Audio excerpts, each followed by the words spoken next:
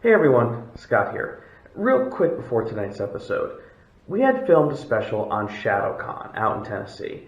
And while we were there, we had a great time, made some great friends, great interviews. It was wonderful. On the way back, though, there was an incident. Now, we're not going to point fingers, we're not going to name names. All we're going to say is that somebody may have caused some slight damage to our equipment. And by equipment, I mean the cameras and the recording devices.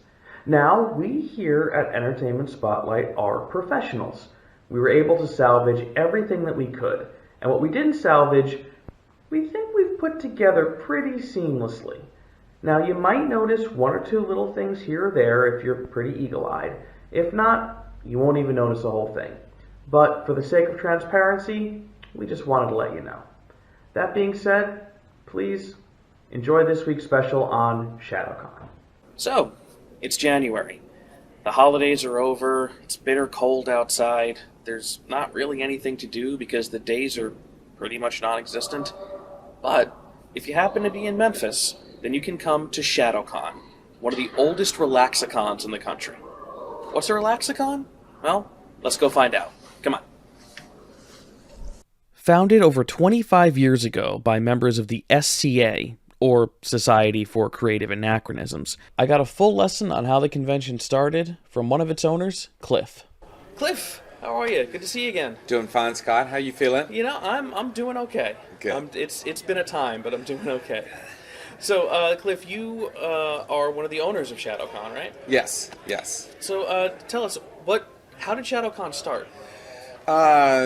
From the get-go, I want to say about maybe 30 years or so ago, we started throwing some large Christmas parties at my house, and after so many years, when it got to the point where my wife was looking out the front window after she had stepped over 50 or so bodies that were in sleeping bags and everywhere else in the den and the living rooms and all, and the downstairs and looking out front and seeing tents pitched in the front yard and RVs parked up and down the street. Jen, she came on over and she said, "Never again at our house." So I had to grab some of the guys and girls and said, "Come on, we got to up our game. Let's go find a hotel." So you didn't want Woodstock at your house every year? Exactly. Well, I didn't mind, but my better half there said, yeah. She said, enough. So nice. So you guys build this as a Relaxacon. Yeah. What does that mean exactly?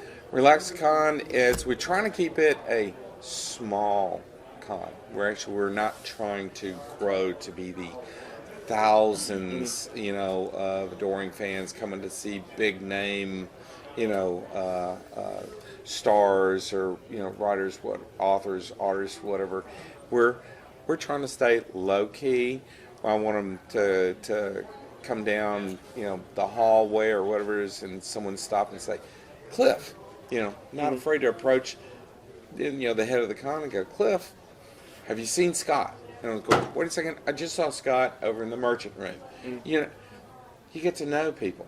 Yeah.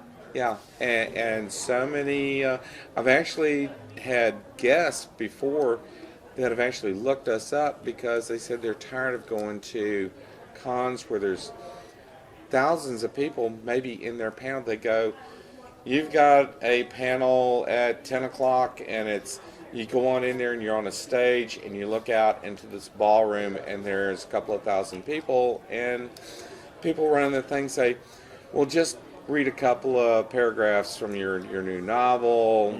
Everybody, you're having a good time, and thank you, for all the fish and move along." And they said, we don't get any feedback. In ours, with the smaller panels, you might have 25, maybe at the most 30 people in a panel, and you can go, "Hey, what do y'all want to talk about?" And we want to talk about your new book, or what are you doing? What do you think of some of the new movies? And there's conversation. So they get a more personal experience. Exactly. One of the unique things about ShadowCon is you guys have the con suite, where at any point people can just go in and get food, and it's free. You don't have to leave the con. Yeah. If you don't have to leave the con, you're getting more bang for your buck ShadowCon was put together by a lot of people from the SCA. Right. For right. people who don't know, what is the SCA? It's a medieval reenactment group. Okay, for the it's really simple. Down here in the South, we'll have a lot of people are more familiar with the Civil War reenactment groups, and we say the Society for Creative Anachronism is the same thing, except it takes it back a little bit further. We're all geeks, you know. That's great. Well, Cliff, there's a lot of con to go do, and I know you're a busy guy. Oh as yes. admit. Fires to put out, monkeys to chase down. Yeah, thanks so much for taking the time to sit down. Very good. I'll see you out there. All right, Scott. All right, thanks a lot. Thank you. Thanks. All righty. After chatting with Cliff, I did the first thing any reasonable con-goer does. I went to the dealer's room, and almost straight away ran into something I knew I had to try on. Weird, I've never felt so free. It has pockets. I'll take 6. With my newest fashion statement acquired, I turned the corner and ran into Memphis author Jeremy Mosby, who wanted to use his art to talk about something pretty important to him. You mentioned that you wrote these as a response to crime in Memphis. Why is that important to you? Because, man, it's like different people I heard on the news and whatnot, they was like, they want to move out of Memphis because of the crime. And then a lot of time, I don't like the crime or whatnot because I've been basically, one day I was like in like Subway or whatnot. It's this guy came in and he robbed me, and I didn't like it. I mean, it wasn't no harm towards me or whatnot, but I just didn't like the fact that he didn't scare me. He just basically scared the people that was behind the counter. And I really didn't like that, man. So that's what inspired me to write this one. Right. Yeah. So you're, in a way, writing these to kind of give people hope. Right, exactly. Yeah. There's nothing more admirable than that. Yeah. I gotta say. Man, Yeah. Jeremy, thank you so much for taking the time to talk. Yeah. These look absolutely fantastic, and I hope you sell all of them. Yeah. This pretty much is like my website. Just as I finished talking with Jeremy, the sound of a fight drew me to the other side of the convention. No, not that kind of fight. A much different kind of fight. Members of a stunt fighting team known as the Mid-South Pirate Blades were doing a fight demonstration. It looked like a ton of fun. They even let me get in on some of the action.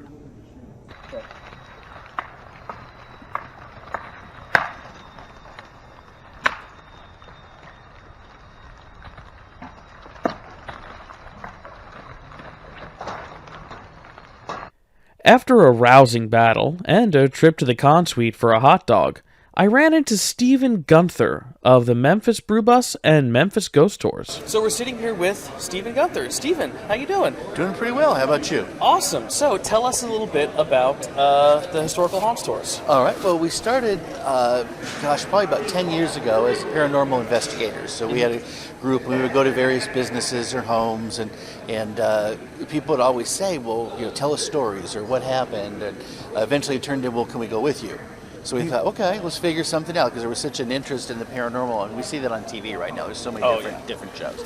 So we still do our investigations of private homes and businesses, but from that spawned, we have the Haunted Memphis Bus Tour, which is really cool. It's a great history of Memphis. It's about 13 miles around kind of downtown Victorian Village, and and a lot of just great old historical ghost stories and historical things that some of them are actually, you can find like the basis of the story in the old Commercial Appeal online and Press Scimitar, which is another old paper here. So it's kind of fun to find these historical stories that have this paranormal twist to it, then being able to drill down a little bit and do more research, and in some cases even go in and investigate. And we also do a haunted pub crawl. It's very good in Memphis. Two kinds of spirits, right? So we tell ghost stories and we drink. So that sounds like a good time. It is a good time. We hit 3 local bars, and the great part is a lot of the owners or folks that work there share stories that are current, that just happened. So not only do you have these historical sort of legend stories that have been perpetrated and told over and over, but then you have new things. Oh, well, this week, this thing happened. So that's really kind of fun. We do a walking tour in the historic South Main District. So we have a bus tour, a walking tour, a pub crawl, and then we branched out. We thought, what can we do during the day? We're good at spirits. Let's do a beer tour. So we started the Memphis Brew Bus, where we hit 3 different breweries every week, and we get behind the scenes tours, and the brewers talk to us, and it's really kind of a beer aficionado tour, if you will. It's got a history of beer making, sort of a narrated soundtrack on the bus, and it's just really fun. And it's just people go out that are like-minded. We all enjoy craft beer, and it's a fun day. So we thought that's what we can do during the day with our bus. And just end of last year, around October, we added a new Memphis true crime tour. Oh, because nice. the only thing scarier than the paranormal is real people. Okay. Can't argue with that. You know, far more frightening. So we started the Memphis True Crime Tour. It's been super popular. It was featured on a couple of different TV spots and little shows, and it's a story of murders, disappearances, just crazy stories that happened, different chases, and just all kinds of not just heavy stuff, but we've mixed in a few lighter things to go along with the murders and mayhem and massacres. So we do a little bit of everything, but everything we do is kind of special interest, like a little on the fringe, if you will. Yeah. But I mean, you've got murder, beer, and ghosts. That's it. That's like the Trinity here, you know. You know, that sounds like a great weekend, or a great Tuesday. It is for a lot of people. Well, depending on which side of everything you're on. Right. And the True Crime Tour is not just something exploitive or anything, but it's also part of the history and happenings, and some of the old stories are well known, but maybe people don't know all the details about different things that happen. And even for a small little town that we are, you know, when you look nationally, just all kinds of crazy things have happened. Stories and like I said, disappearances, child trafficking, just a lot of different things. So it's kind of interesting. And then on that one, we provide a link at the end where they can see all of the books that we drew from, booking photos, courtroom photos, everything that kind of augments and brings to light the stories that we just told you. Nice. So There's something. One of the little fascinations I have is old crime scene photos, the black and white ones, because there's something artistic about them. yes. There's something almost. I think it being in black and white, kind of, it adds this degree of separation, but it also in our brain kind of adds this almost artistic lens to it.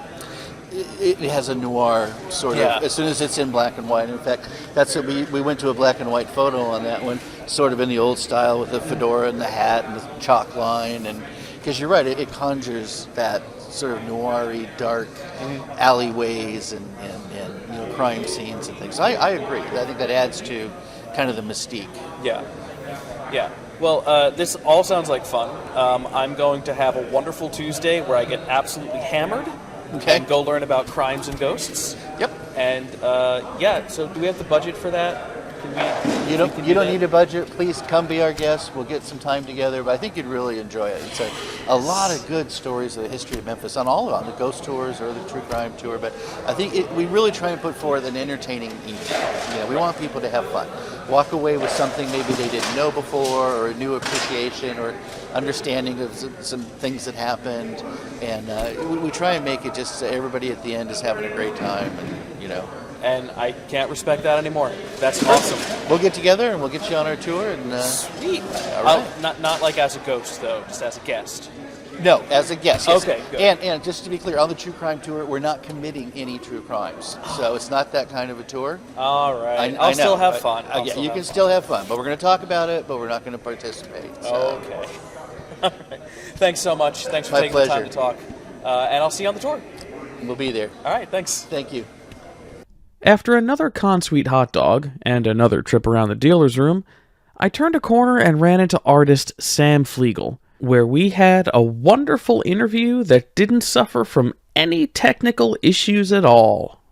So we're standing here now with Sam Flegel. Sam, thanks so much for taking the time to talk with me today. Yeah, happy to do it. Yeah, so for those who don't know about your amazing art, please tell us a little bit about it. Yeah, sure. So I do a series called Fateful Signs, which is all about my love of Norse mythology.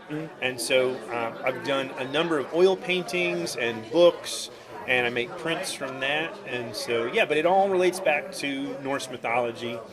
The two books both are based on 1,000-year-old Viking poetry, and I did illustrations based on that.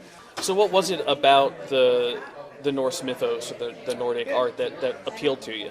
I've always loved the stories. I just really connected with them at a level. But it really actually started for me when I got married. My wife is Filipino, and so her cultural heritage was, of course, very obvious going back and hanging out with her Filipino family. But it got me interested in researching my own cultural heritage, and which led me to England. And when you start researching back in England, you find that the first people there, well, not the first people, but the first Anglo-Saxons there were actually Vikings, essentially, who had come north, Germanic tribes. And they followed the same gods, Odin and all that. And a lot of people know now that, like, Wednesday is Woden's Day, which Woden was the Anglo-Saxon word for Odin. And so that kind of stuff and the study of history is what led me there. And I just kept working on it, and it's just grown. Something I've been doing now for, 2013 was the first painting, so getting close to, I guess, 9 years now. We just crossed the New Year's. So. Right. Is there a Norse god that you wish people had more knowledge of, or more? I don't know if I want to say respect for. Yeah. I mean, I know my personal favorite is Odin. I've done more paintings of Odin than anybody. I think for me, it's the hooded wanderer aspect of Odin that I just find so fascinating, which is also, like Gandalf from The Lord of the Rings is based on Odin, that idea of the wizard with the staff and the wide-brimmed hat. So, like, if you think about it, Lord of the Rings has obviously influenced D&D, and so a lot of our modern identity of, like, what a wizard is supposed to look like ultimately goes back to Odin. And so I don't know, I think that's cool. I enjoy the way it all kind of filters through in different ways, yet at the same time we keep repeating the same visual language generation to generation to generation. Yeah. I've always been a fan. I have a love-hate relationship with Joseph Campbell. Sure, because a lot of people do. Like Hero of a Thousand Faces, The Hero's Journey, it's one of those, like, he points out why these stories last. Yeah. But then once you recognize it, you see the same thing in all these. But it also gives you this extra idea. Like, when you look at mythology from different cultures, you see all these similar aspects and similar types of stories being told. Yeah, well, and I actually find that very heartening, because to me, that's where you see the human element that, yes, culture is different, language is different, and yet we still tend to tell very similar stories to one another. Because, I mean, and that's the thing, I guess, for me, like, this poetry is 1,000 years old. Why does it still resonate? It's because people are people, and people have always been people, and the technology changes, and we think we're so much more enlightened as modern people than people of the past. But if you study history at all, you realize that that's really just not true. I mean, it may be true in pockets, but it's not true on a broad scale. People have been terrible for generations. That's right. Sure. Sam, thanks so much for taking the time to talk no to problem. us. That's fantastic. I absolutely love the art, and I can't wait to see you around again more. All right, thanks. All right, thanks a lot, man. I left my brother in flannel behind, grabbed another hot dog from the con suite, promptly got lost in a pirate-themed escape room, which I'm proud to say I got out of. I took a moment to reflect on everything that had happened this weekend. So that's ShadowCon, a convention by convention people for convention people. And for what's billed as a Relaxacon, I gotta say, it lived up to the name. I had fun, got to hang out with friends, and I'm pretty relaxed. Although I could still use another hot dog. I'm going back to the con suite. Anyone want hot dog? Okay, five hot dogs. 5 hot dogs.